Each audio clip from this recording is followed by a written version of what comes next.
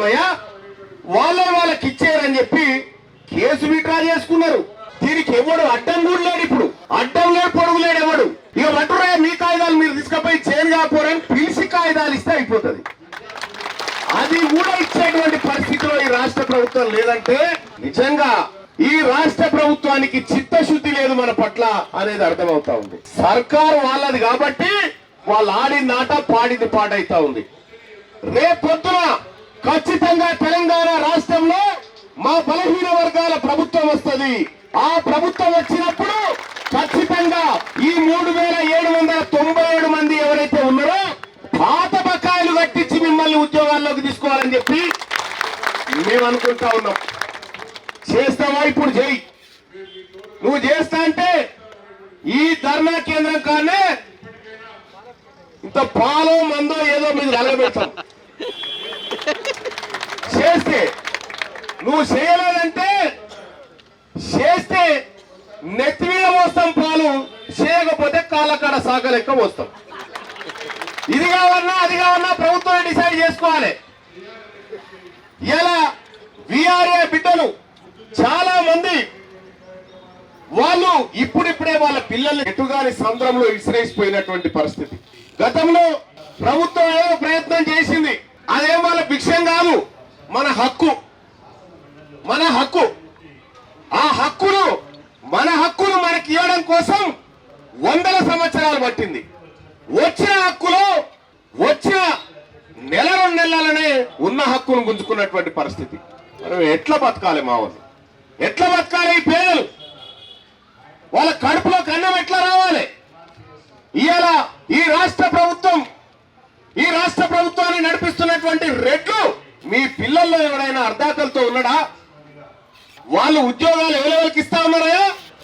Retire అయ్యి ఆ ముంగడ కట్టేవాళ్ళు ఇట్లా స్టాండ్ పట్టుకొని నడుస్తున్న రెడ్లను తీసుకుపోయి మళ్ళా ఉద్యోగాలు ఇస్తున్నారు. వాళ్ళకి నడవ శాత రాదు, ఒకరి భుజం ఒకటి పట్టుకొని ఎక్కుతా ఉంటారు మెట్లు. వాళ్ళని తీసుకుపోయి ఉద్యోగాలు ఇచ్చి ఉద్యోగాలు చేయగల సత్తా ఉండి తాకతున్నటువంటి బిడ్డలేమో ఇందిరా పార్క్ కాడ కూర్చొని పెడతారు. ఇది రాష్ట్ర ప్రభుత్వం దుర్మార్గం. అందుకోసమే విఆర్ఏ సోదరులారా, మీరు ఎక్కడ అధైర్యపడకండి. ఈ ప్రభుత్వం మెడలు వంచే బాధ్యత నాది. మీకు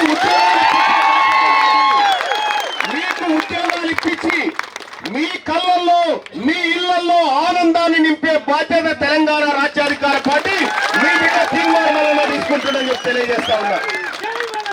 ఎందుకు ఏ ఉద్యోగాలు గల్లా పెట్టడానికి నేను సిద్ధంగా ఉన్నా. ఎందుకు రావు ఈ ఉద్యోగాలు? మన ప్రజలకు దక్కాల్సినటువంటి ఏ ఒక్క హక్కును కూడా వదిలిపెట్టడానికి సిద్ధంగా లేం. మిస్టర్ రేవంత్ రెడ్డి గారు ఈ 32 నెలల జీతం కట్టిస్తూ వీళ్ళ ఉద్యోగాలు వీళ్ళకి ఇవ్వాలి.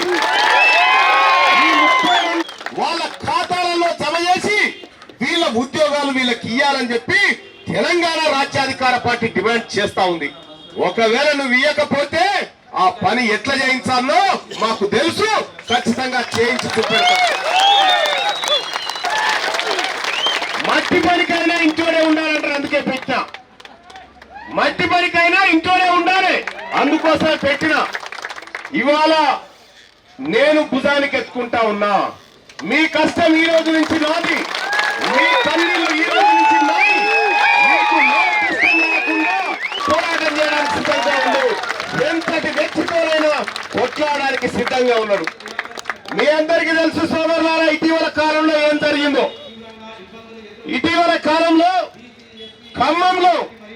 ఖమ్మంలో వెలుగుపట్ల కాడ మన పేదవాళ్ళ భూములు గుంజుకుంటే ప్రభుత్వం భూములను జేసీబీలు పెట్టి ఇండ్లు కూలిస్తే ఇదే ఖమ్మం పోయి ప్రజలకు చెప్పిన ఆ రోజు హామీ ఇచ్చిన ప్రజలారా మీరు ఏడవకండి, మీ భూములు మీ ఇండ్లు ఏడగుల్ని అన్నే పట్టాలు ఇప్పిస్తా అని చెప్పిన. వచ్చేయాల పట్టాలు నేనేమో ఇప్పించినా. మీకు కూడా చెప్తా ఉన్నా, మీ జాబు ఆఫర్ లెటర్లు కూడా నేనే తెచ్చిస్తా. ఒక రోజు ఇటాడు కావచ్చు కానీ తెచ్చుడు మాత్రం పక్క. అందుకోసమే ఈ ధైర్యం మీ అందరికీ చెప్పాలన్న ఉద్దేశంతోనే ఇక్కడికి వచ్చిన. ఇప్పటికే 500 మంది ఉన్నటువంటి బిడ్డలు ఎవరైతే ఉన్నారో వాళ్ళ కుటుంబాలకు ఏమిచ్చినా రుణం తీరదు. ఆ కుటుంబాలను కూడా ఆదుకోవాల్సినటువంటి అవసరం ఉంది. ఆ ఇన్ని రోజుల పాటు ఉద్యోగాలు చేసి చనిపోయినటువంటి వీఆర్ఏ కుటుంబాలకు రాష్ట్ర ప్రభుత్వం ఒక్కో కుటుంబానికి 20 లక్షల చొప్పున ఇవ్వాలి ఆ కుటుంబాలకు అని చెప్పి డిమాండ్ చేస్తాను. అందుకోసమే నా దగ్గరికి వస్తే అంజీ నేను ఒకరు చెప్తే ఒకరిద్దరే వింటారయ్యా, ఆడ కూర్చుందాం అందరం మాట్లాడుకుందామని చెప్పిన. ఈ వేదిక నుంచి నేను భరోసా ఇచ్చిపోతా ఉన్నా, నేను మీ బిడ్డను, మీ తమ్ముడిని, మీ ఇళ్ళ పుట్టినోడిని, మీ ఇళ్ళ పెరిగినోడిని, మీ జాతి కోసం పనిచేస్తుంది. ఎవరికి తల వంచాడు తీర్మానమన్నా, ఒకవేళ తల వంచాల్సి వస్తే అది మీ కాళ్ళ దగ్గర వస్తాడు తప్ప ఇంకొక దగ్గర కాళ్ళ చేస్తా ఉన్నా. మరి నాకు ఈ బాధ్యత అప్ప చెప్తురా.